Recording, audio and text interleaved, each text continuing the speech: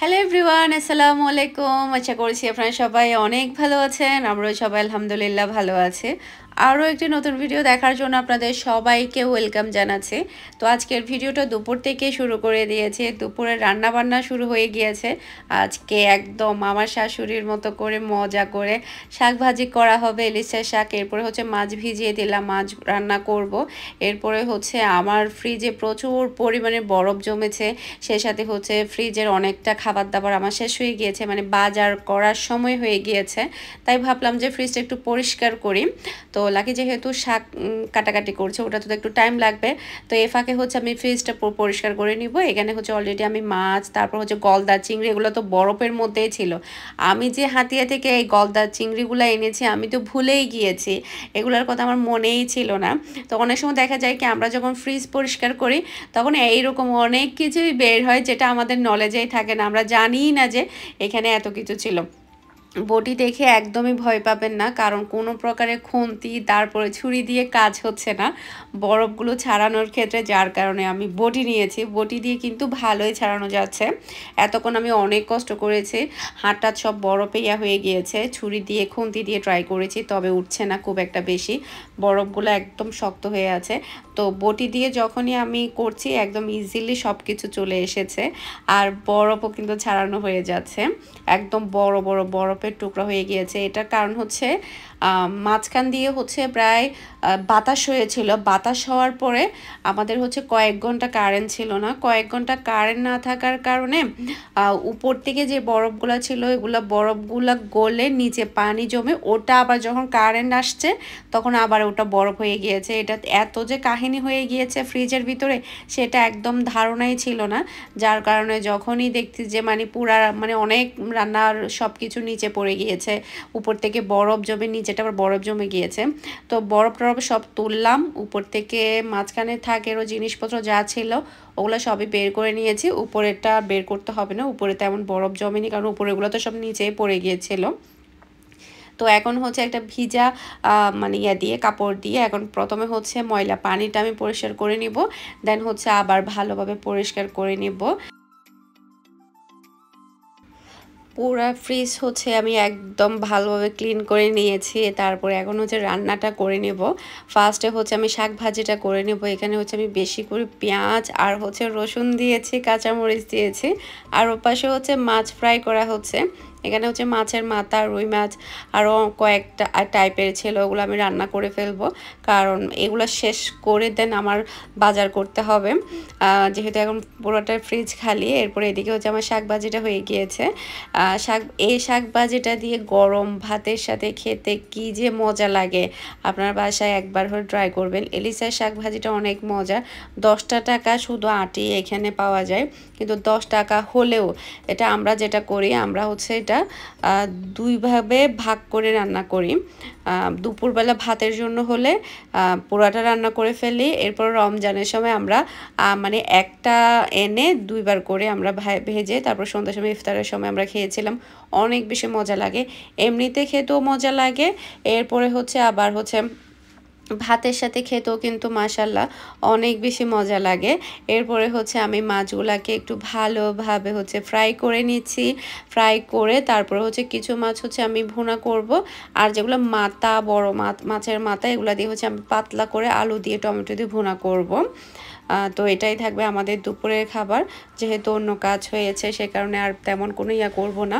আর হচ্ছে বিকেলবেলার টাইমে আমার আর অন্য কাজকর্ম থাকে, ভিডিও শ্যুটও থাকে ড্রেসের। তো এদিকে হচ্ছে মাছটা ভুনা করার জন্য আমি পেঁয়াজটা কষিয়ে নিচ্ছি। এদিকে আমাদের গতকালকে হচ্ছে ডাল রান্না করা ছিল, সে কারণে আজকে আর কোনো ডালটা রান্না করলে হবে না, জাস্ট হচ্ছে শুকনো করে করে মাছটা ভুনা করলে হয়ে যাবে।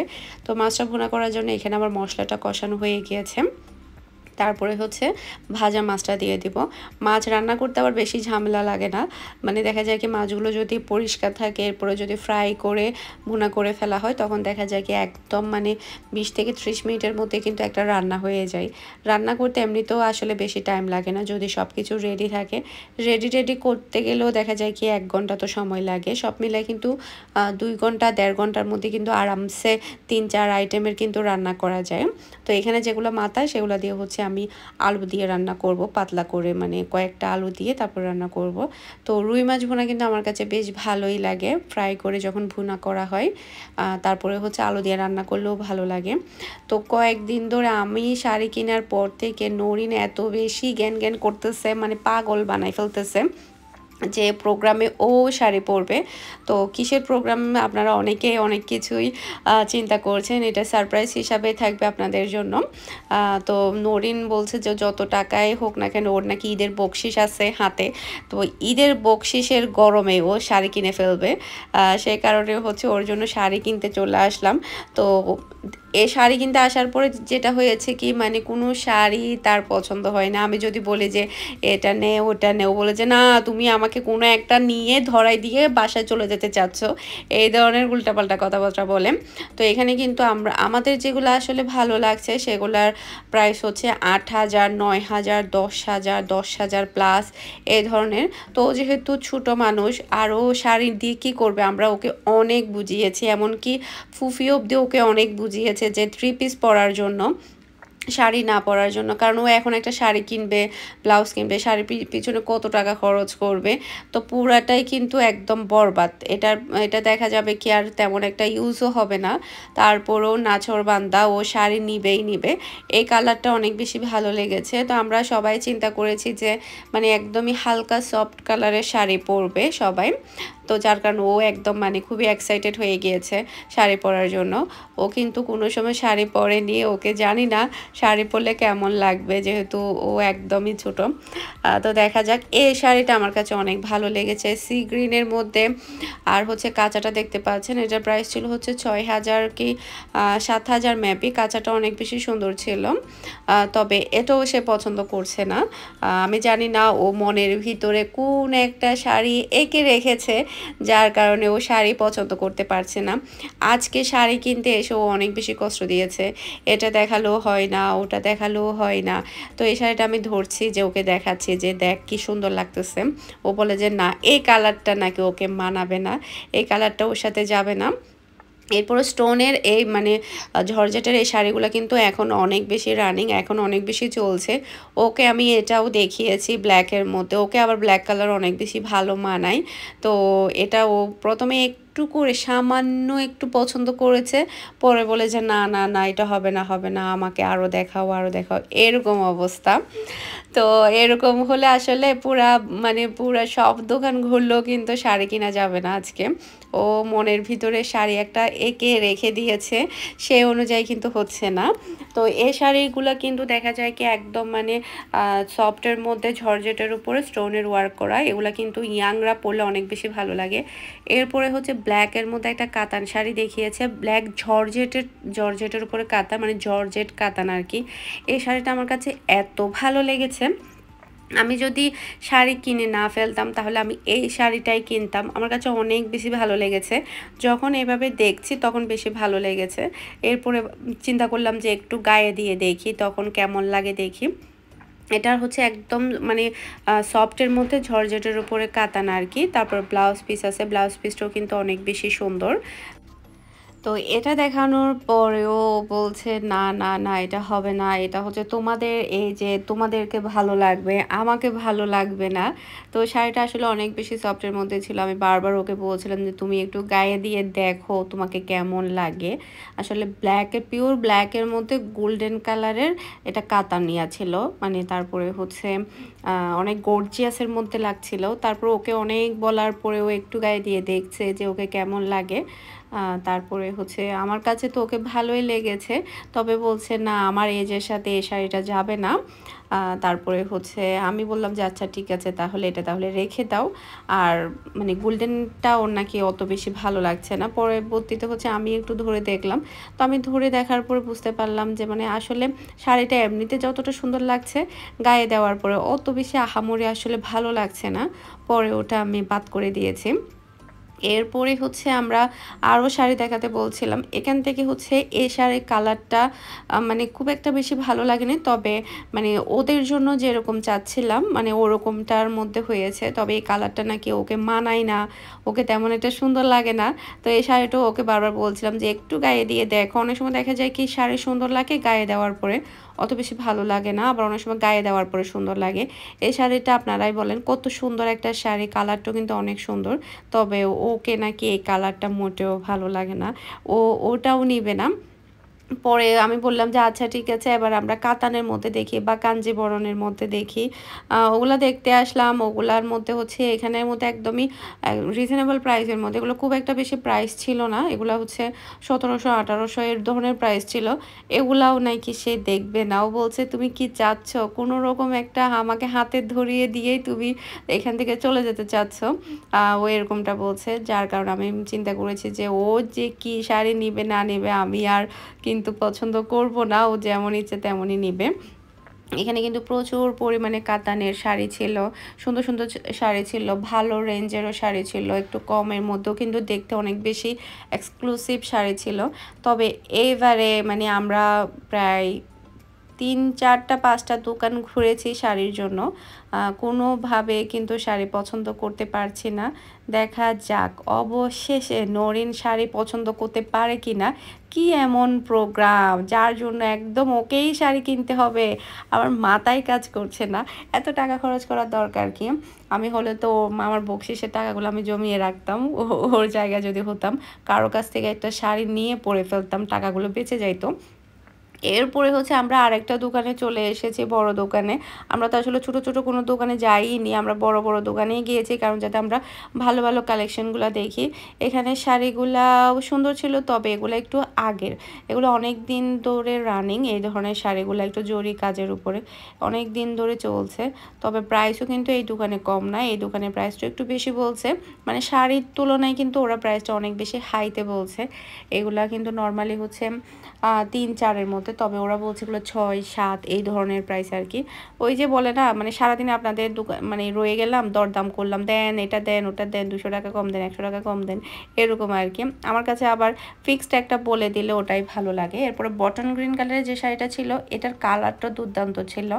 এরপরে ও যেহেতু বলছিল ও হালকা কালারের শাড়ি পরবে, যার কারণে কি বের করে নিয়ে আসছে দেখেন, ক্রিম কালারে। এটা কি শাড়ি, এটা কি ওকে মানাবে বলেন?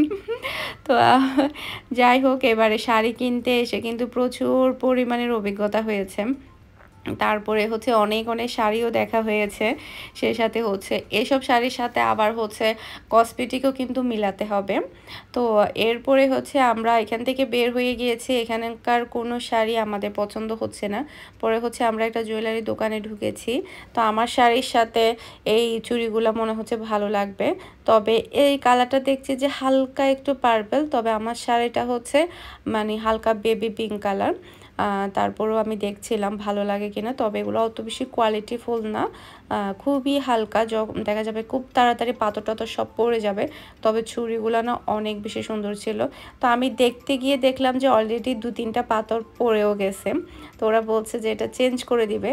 তো চেঞ্জ করে দিলেও দেখা যাবে কি আমি যখন বাসায় আনবো বা আমি ইউজ করব, তখন দেখা যাবে আবারও পড়ে যাবে। তো এখানে কিন্তু আরও অনেক রকমের চুড়ি ছিল, গলা সেটের ছিল।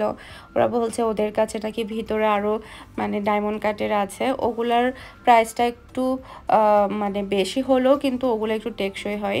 এরপরে হচ্ছে ডিজাইন যদি পছন্দ হয় তাহলে আমি এখান থেকে চুড়িগুলো নিয়ে ফেলবো, এরকম আর কি প্ল্যান। এরপরে হাতের রিংও নেওয়ার প্ল্যান আছে। তো এটা আবার ওরা হচ্ছে ভিতর থেকে দিয়েছে, ভিতর থেকে যেটা দিয়েছে সেটার মধ্যেও পাথর নাই। কি একটা অবস্থা, আজকে মনে হয় কিছুই হবে না, এত কষ্ট করে আসলাম, এত সময় নষ্ট করছি, শাড়িও কিনা হচ্ছে না, এদিকে হচ্ছে কোনো চুড়িও আমার জন্য পছন্দ হচ্ছে না। এরপরে হচ্ছে আসলে শাড়ি পরতে গেলে না অনেক বেশি ঝামেলা। শাড়ি পরতে গেলে আপনি এটা লাগবে ওটা লাগবে, এই সেই অনেক কিছুর দরকার হয়। তো এই চুড়িগুলো না একটু সুন্দর লেগেছে, তবে খোলার পরে হাতে দেওয়ার পরে না অত বেশি ভালো লাগেনি, মানায়নি। তো এখানে কিন্তু আরও অনেক রকমের চুড়ি ছিল, তবে কোনো চুড়ি আমার কাছে নেওয়ার মতো মনে হয়নি। ওই যে মনে হয় না যে একটু 2 টাকা বেশি হলো মানে পছন্দ হয়েছে নিয়ে ফেলি, এই ধরনের হচ্ছে না কেন জানি না। আজকে মনে হয় ভাগ্যে একেবারে কিছু নেই। পরবর্তীতে আমরা আরও একটা দোকানে চলে আসলাম। এখানে আমরা বললাম যে একটা মানে ইয়াং কলেজে পড়া মেয়ে শাড়ি পরবে একটা প্রোগ্রামে, এর জন্য ওর এজ অনুযায়ী শাড়ি দেখানোর জন্য পার বসানো, ও বলছে পার বসানো নেবে। তো এরপরে হচ্ছে ওরা হচ্ছে আমাদের পছন্দ অনুযায়ী ওরা শাড়ি বের করে ফেলেছে। তো এই কালারটা আমার কাছে অনেক বেশি ভালো লেগেছে। বটন গ্রিন কালারের পাড়টা পড়েছে, খুবই হালকা কালারের আঙ্গুর কালারের, পুরো বডিতে পড়েছে। এরপরে পুরো বডির মধ্যে ছোট ছোট একটা ওয়ার্ক আছে। অরেঞ্জ কালার, এটাও কিন্তু অনেক বেশি সুন্দর ছিল, টিস্যুর মধ্যে ছিল, পুরো বডিটা টিস্যুর মধ্যে। এরপরে পাড়টা হচ্ছে চওড়া করে একটা পাড় ছিল, মানে একদম খুবই সুন্দর ছিল পাড়টা। তবে এটার ব্লাউজের কালারটা দেখে আমি তো পুরা টাসকি খাইছি, একদম খ্যাটখেটটা অরেঞ্জ কালার। তো সেই কারণে হচ্ছে আমার কাছে এই কালারটা অনেক ভালো লেগেছে। বটন গ্রিন কালারের ব্লাউজ পরবে, বটন গ্রিন কালারের শাড়ির পাড় পরবে, পুরো বডিটা পরবে হচ্ছে আঙ্গুর কালারের। এই শাড়িটাও কিন্তু অনেক বেশি সুন্দর, পুরো শাড়িটা হচ্ছে টিস্যুর মধ্যে আর হচ্ছে পাড় বসানো, পাড়টা বেশি সুন্দর। তো এইখানে এখন যে শাড়িগুলো দেখিয়েছে আমার কাছে হচ্ছে বটন গ্রিন কালারের শাড়িটা বেশি ভালো লেগেছে। আবার এই টিস্যু শাড়ির মধ্যে আবার হচ্ছে দুইটা ব্লাউজ, একটা হচ্ছে পুরো রেডি ব্লাউজ ওরা দিয়েছে, পুরো রেডি করা ব্লাউজ, আর একটা হচ্ছে রেডি ছাড়া ব্লাউজ। একটা শাড়িতে দুইটা ব্লাউজ মানুষ কি করে আমি জানি না, কেন দুইটা ব্লাউজ দিয়েছে, রেডি করেও দিয়েছে, রেডি ছাড়াও একটা দিয়েছে, দুইটা ব্লাউজ দিয়েছে। এরপরে আমি বললাম যে এটা একটু তুমি দেখো তোমার এজের সাথে, তারপরে তোমার সাথে হয়তো বা এই শাড়িটা যাবে। পরে ও একটু মানে সিরিয়াস হলো, হ্যাঁ ঠিক আছে এই শাড়িটা দেখি। পরে আমি বললাম যে একটু গায়ে দিয়ে দেখো, একটু দাঁড়াও। আর এটা হবে হচ্ছে ব্লাউজ পিস, ভিতরে হচ্ছে ব্লাউজটা দিয়ে দেখতে বলছিলাম, দেখা যায় কি মানে ছোটো বাচ্চা তো, যার কারণে হচ্ছে ওকে মনে হয় এটা পরলে ভালো লাগবে। যখন হচ্ছে বটন গ্রিন কালারের চুড়ি, কানের দোল, টিকলি এগুলো সহ যখন পরবে তখন শাড়িটা আরও বেশি ভালো লাগবে। পরে ওদেরকে বললাম যে মানে একটু কুচি টুচি ধরে তারপরে একটু ধরে দেওয়ার জন্য। তো দেন হচ্ছে আমরা অবশেষে অনেকগুলো দোকান ঘুরে দেখার পরে, শত শত শাড়ি দেখার পরে আমরা এই শাড়িটা নরিনের জন্য নিতে পেরেছি, ফাইনাল করেছি। তো আপনাদের কাছেও শাড়িটা কেমন লেগেছে আমাকে অবশ্যই কমেন্ট করে জানাবেন, সবার পছন্দটা কেমন হয়েছে। আমরা আসলে আমি, মেরিন, নরিন আমরা তিনজন মিলে পছন্দ করে এটা সিলেক্ট করেছি। তো ওর এজের সাথে ওর সাথে এই শাড়িটা ভালো যাবে। অন্যান্য কালার, অন্যান্য ডিজাইনগুলো খুব একটা বেশি ভালো লাগছিল না। তো এখানে হচ্ছে ওদেরকে মানে বললাম যে একটু কুচি করে ধরে দেওয়ার জন্য, দেখি কেমন লাগে। আসলে একটু গায়ে দিয়ে না দেখলে আসলে বোঝাই যায় না শাড়িগুলো কেমন লাগবে বা কীরকম কালার, এরকম আর কি। তো পাড়টা আর কালারটা অনেক বেশি ভালো লেগেছে, আপনাদের কাছেও হয়তো বা এই শাড়িটা ভালো লাগবে। তো সবাই কমেন্ট করে জানাবেন শাড়িটা পছন্দ হয়েছে কিনা আপনাদের। সেই সাথে হচ্ছে আরও অনেক রকমের শাড়ি দেখাচ্ছে। আর আমার কাছে না অরেঞ্জ কালারের এই শাড়িটার মধ্যে না চুক লেগে আছে, তো ব্লাউজটা মনে হয় ম্যাচিং করে পরলে অনেক বেশি ভালো লাগবে। অরেঞ্জ কালার তো এমনিতে অনেক ভালো লাগে, তবে অরেঞ্জ মানে ব্লাউজের কালারটা একটু কড়া, গায়ে হলুদের জন্য অনেক ভালো হবে। আজকের মতো বিদায় নিচ্ছি, সবাই ভালো থাকবেন, সুস্থ থাকবেন।